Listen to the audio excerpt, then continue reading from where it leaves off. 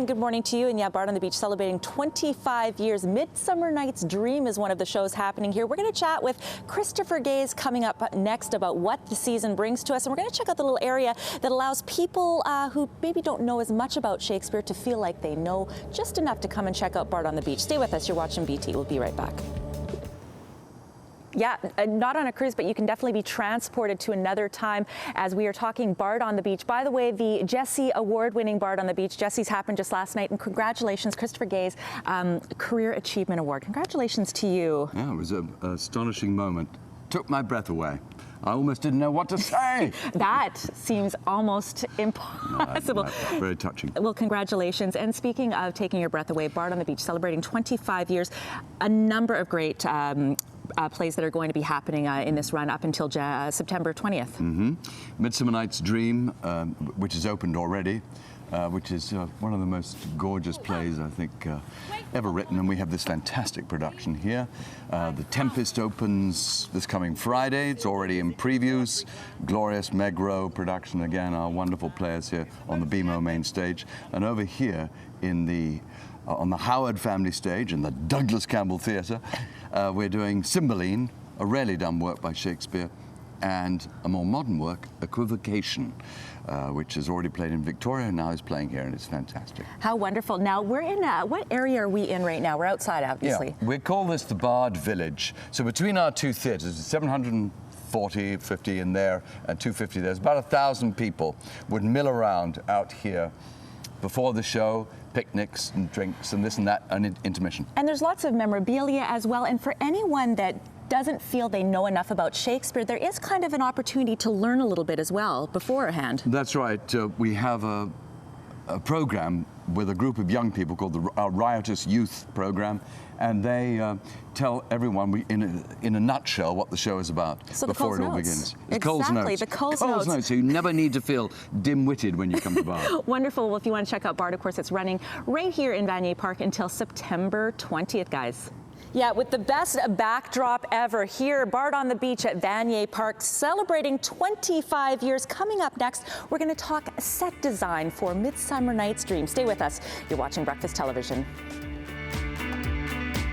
Yeah, exactly. Thanks very much, guys. Celebrating 25 years, and not only do you have this beautiful backdrop, but you always have a great set. So we got set designer Kevin. How are you today? I'm very good, thank you. Good. You know, we are again on the stage right now. We're trying to get a bit of a behind-the-scenes look for Midsummer Night's Dream, which is the set that you designed, correct? Yes, I co-designed with Pam Johnson, who's designing the Tempest, also sharing the same set. Excellent, which is always interesting to sort of see how those sets transformed. The first thing I noticed with this particular design, it seems very modern, very clean lines. It's definitely modern. It's based out of us trying to find common ground between the two shows. I brought some images of some spiral seashells, which have sort of a modern architectural feel, and also tie into the Tempest, which is taking place on an island. One of the things I always like to know are the little trapdoors, the little secrets of the stage. So talk about what you have here. Here we have a little door that opens up in Midsummer Night's Dream, and it has a little surprise for the audience. Puck pulls it out as a part of the show. Excellent. And of course, we couldn't finish the segment without talking about this very impressive piece right here. Tell us about this. This is Titania's Bower. It's a giant umbrella. Our show has a little bit of a Vancouver theme to it, and there's an umbrella through line throughout the show. And so she falls asleep here with Bottom when he is an ass, and wakes up from his dream here. That sounds like the perfect place to have a little nap, Michelle. By the way, Midsummer Night's Dream is happening as part of Bard on the Beach, along with several other shows. For more details on scheduling, you can, of course, check out their website. But what do you think? Little nap time right here? Yeah? Thanks very much, Michelle. We know umbrellas are a big part of our Vancouver culture. They're also a huge part of a Midsummer Night's Dream, but they are not the only component. We are talking props up next on BT. Stay with us as Bard on the Beach celebrates 25 years. Yeah, for Shakespeare fans, celebrating 25 years, and even if you don't know a lot about Shakespeare, they have the ability to learn a bit prior to the show. So you come in with a bit of knowledge, but the props are always very impressive, Heidi, and it's more than just umbrellas. It is. Although I do have a pretty great umbrella here. For the opening scene of Midsummer Night's Dream, we have all of the cast members coming on stage, and they do a little choreography where they have umbrellas that flip inside out, so it looks like a big windstorm. So this we found, it's called a Gulf-style umbrella. They're designed to go inside out.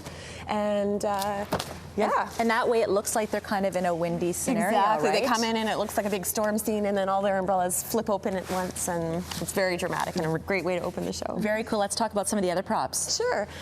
We have a bunch of puppets in the show. So we have a moment when Titania is sleeping in her beautiful umbrella bower there, and we have all these little funny fairies that are, their bobblehead and their little wings flap, so they're all flying around her. And then down here we have the little changeling boy. So he is an actual character in the show. He is the reason that there's sort of a conflict happening between Oberon and Titania. So yeah, we've got one of our actors, Alan Zinnick, is the main puppeteer for him and just brings him to life. And then we have Moonshine's costume, going back to our umbrella theme. So we've got a little light here that turns on and creates his whole moon persona. And then, of course, Nelson, our camera operator, he couldn't resist, He with the loved little it. How do horse, you right? resist? How could you not? It's true.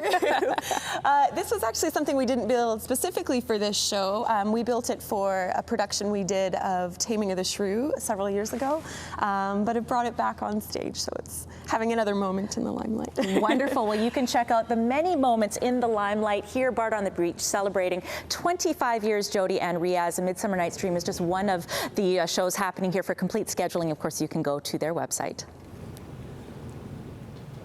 Yeah. And of course, you guys are celebrating as well. We're in kind of the village area here for Bard on the Beach, and you've got something kind of new here. You want to know more about where your fans are from. Yeah, if you come here to Baden, just come down here to Ask Us, our sort of membership area, and you can stick a little flag in from where you're from. And of course, this is just the beginning of the season, but this will be covered by the end of September with little flags all over. Wonderful. Well, there are many people making their way here to Bard on the Beach, Jody and Riaz, running until September 20th. Complete listings, of course, on their website. We're going to talk wardrobe just before 9 o'clock. Thanks very much. We're taking you behind the scenes here at Bard on the Beach. We're talking wardrobe up next, and there are some beautiful costumes, beautiful pieces here from Midsummer Night's Dream and The Tempest. Stay with us. You're watching BT. We'll be right back. Behind the scenes look at Bard on the Beach celebrating 25 years.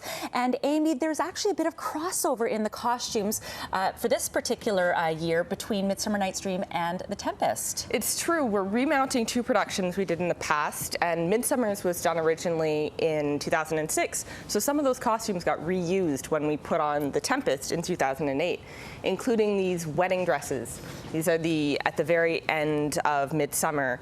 The ladies come out in beautiful wedding dresses, and originally in 2006 they were white. And this year we had them remade because for The Tempest they got reused, made to fit men, and so we couldn't use them again, and they got remade in silver because this is our 25th anniversary. Beautiful. Now let's talk about The Tempest. Tell us about these costumes. Now this is Prospero's robe from The Tempest, and those who saw the 2008 production will recognize it because it's exactly the same one we used there. It's silk that's been pour dyed, and it was so spectacular and so iconic to the production that we just used it exactly the way it was. And these are the magic shapes on our magic island in The Tempest. Ariel, our sprite, calls up this sort of dream nightmare sequence, and all of our actors come out clothed in these kind of doily shapes.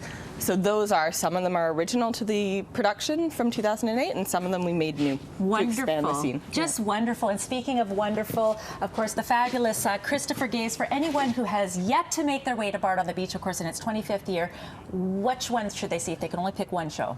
One show? I don't like that. You've got to come to them all. Come and see Midsummer Night's Dream. It'll be perfect for you. And it's a great experience. People can make their way here. They can either, come before or after dinner, and then you've also got these picnic nights as well. Yeah, that's right. And the special firework nights in the middle of the summer. Wonderful night to come here and have dinner and all. Perfect. More details, you can check out their website, Bard on the Beach, on now through the 20th of September.